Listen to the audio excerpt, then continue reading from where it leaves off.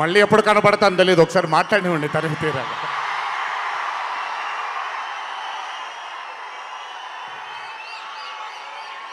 అభిమాన సోదరులందరికీ నా నమస్కారాలు. ఇక్కడికి విచ్చేసినటువంటి పాత్రికేయ మిత్రులకి, మీడియా మిత్రులకి, ఇక్కడికి విచ్చేసినటువంటి అర్జున్ సన్ ఆఫ్ వైజయంతి చిత్రం బృందం అందరికీ కూడా నా నమస్కారాలు. ఈ వేదిక పైన చాలాసార్లు నేను అన్నా నిల్చున్నప్పుడు నాన్నగారు చాలాసార్లు రావడం, మాట్లాడడం జరిగింది. ఈరోజు మొట్టమొదటిసారి స్టేజ్ పైన నాన్నగారు లేరు అనే లోటు తీరినట్టయింది విజయశాంతి గారు మాట్లాడుతూ ఉంటే.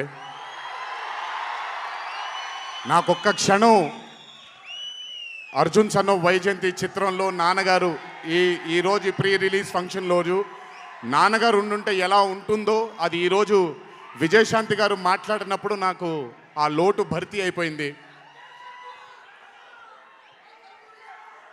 చాలామంది హీరోలు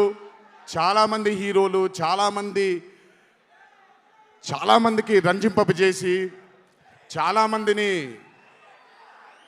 అభిమానులు చొరగొన్నాం, కానీ ఏ రోజు కూడా ఒక మహిళ విజయశాంతి గారు సాధించినటువంటి గొప్పతనం ఏ మహిళ సాధించలేదు. కేవలం మన తెలుగు చలన చిత్రసీమలోనే కాదు, భారతదేశపు చిత్రపటంలో హీరోలతో ఈక్వల్గా నిల్చున్న ఏకైక మహిళ ఎవరైనా ఉన్నారంటే అది విజయశాంతి గారు ఒక్కళ్ళే. కర్తవ్యం అవ్వచ్చు, ప్రతిఘటన అవ్వచ్చు, మగరాయుడు అనే మూవీ అవ్వచ్చు, ఆవిడ చేసినటువంటి ఎన్నో సినిమాలైనా మీరు చూసుకుంటే ది అరే ఆఫ్ రోల్స్ ఆవిడ చేసింది. నాకు తెలిసి భారతదేశంలో వేరే ఏ హీరోయిన్ ఎవరూ చేయలేదు, అది ఆవిడ ఒక్కడికే దక్కింది. ఈ చిత్రం అర్జున్ సన్ ఆఫ్ వైజయంతి అనే థాట్ కూడా నాకు అనిపిస్తుంది, మరి నిజమో లేదో తెలియదు.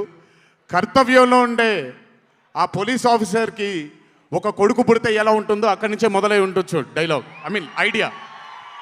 సో చాలా ఆనందంగా ఉంది ఈరోజు ఇలాంటి మా అన్న మూవీకి రావడం ఒక పెద్ద ఆనందం, ఎందుకంటే మిమ్మల్ని అందరినీ కలుసుకోవడం కూడా జరుగుతుంది. కానీ ఈ మూవీలో ఒక చిన్న ఉత్సాహం ఎక్కువ ఉంది, ఎందుకనంటే ఈ చిత్రాన్ని నేను చూడడం జరిగింది.